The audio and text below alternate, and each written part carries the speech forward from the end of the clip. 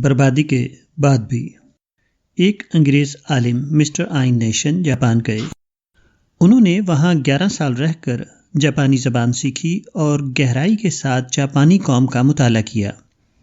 اس کے بعد انہوں نے اپنے مطالعے اور تحقیق کے نتائج 238 صفحات کی ایک کتاب میں شائع کیے ہیں، جس کا نام ہے جاپان کی کہانی، دا اسٹوری آف جاپان۔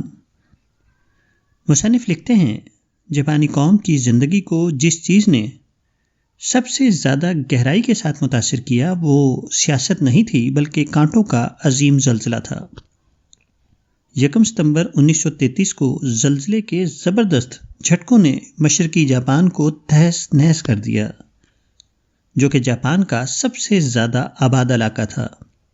دوسرا انسانی ساخت کا زلزلہ 1945 میں جاپان کی شکست تھی، جبکہ 2 ایٹم بموں نے جاپان کے 2 انتہائی بڑے شہروں کو ملبے کا ڈھیر بنا دیا۔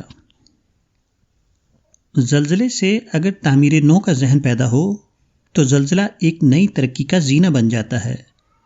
اس کے برعکس زلزلہ اگر صرف محرومی اور جھنجھلاہٹ کا احساس پیدا کرے تو اس کے بطن سے سیاسی چیخو پکار وجود میں آتی ہے، جو نتیجے کے اعتبار سے اتنی بے معنی ہے کہ اس سے زیادہ بے معنی کوئی چیز نہیں۔ کسی انسان کی زندگی میں سب سے زیادہ اہم چیز عمل کا جذبہ ہے۔ آدمی کے اندر عمل کا جذبہ پیدا ہو جائے تو اس کے اندر کی تمام سوئی ہوئی قوتیں بیدار ہو جاتی ہیں۔ وہ زیادہ بہتر طور پر سوچتا ہے، زیادہ کامیاب منصوبے بناتا ہے اور زیادہ محنت کے ساتھ اپنے کام کی تکمیل میں لگ جاتا ہے۔ اس کے برعکس جس آدمی کے اندر عمل کا جذبہ نہ ابھرے، وہ اس طرح سست پڑا رہتا ہے جیسے کوئی مشین غیر متحرک حالت میں خاموش پڑی ہوئی ہو۔ اور تجربہ بتاتا ہے کہ اطمینان اور آسودگی کے حالات عام طور پر آدمی کی قوتوں کو سلاتے ہیں، وہ اس کے اندر بیداری پیدا نہیں کرتے۔ اس کے برعکس جب آدمی کی زندگی مشکلوں اور رکاوٹوں سے دوچار ہو تو اس کے اندر چھپی ہوئی قوتوں کو جھٹکا لگتا ہے۔ اس کی صلاحیتیں اسی طرح جاگ اٹھتی ہیں جیسے کوئی آدمی بے خبر سو رہا ہو اور اس کے اوپر ایک پتھر گر پڑے۔ تاہم یہ فائدہ کسی کو اپنے آپ نہیں مل جاتا۔ ہر معاملے میں ایک ابتدائی حصہ آدمی کو خود ادا کرنا پڑتا ہے۔ جب بھی آدمی کی زندگی میں کوئی بربادی کا واقعہ پیش آئے تو وہ اس کو 2 امکانات کے درمیان کھڑا کر دیتا ہے۔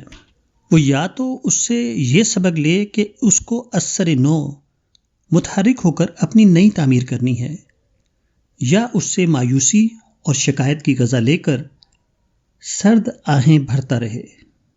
ابتدائی مرحلہ میں آدمی دونوں میں سے جس رجحان کو اپناتا ہے اسی رخ پر اس کی پوری زندگی چل پڑتی ہے، اسی کے مطابق اس کی اندرونی صلاحیتیں اپنا عمل کرنے لگتی ہیں۔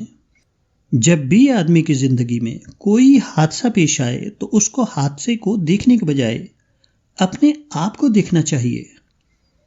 مستقبل کے کسی بھی نتیجے کا سارا انحصار اس پر ہوتا ہے کہ آدمی حالات کے مقابلے میں کس قسم کے رد عمل کا اظہار کرتا ہے۔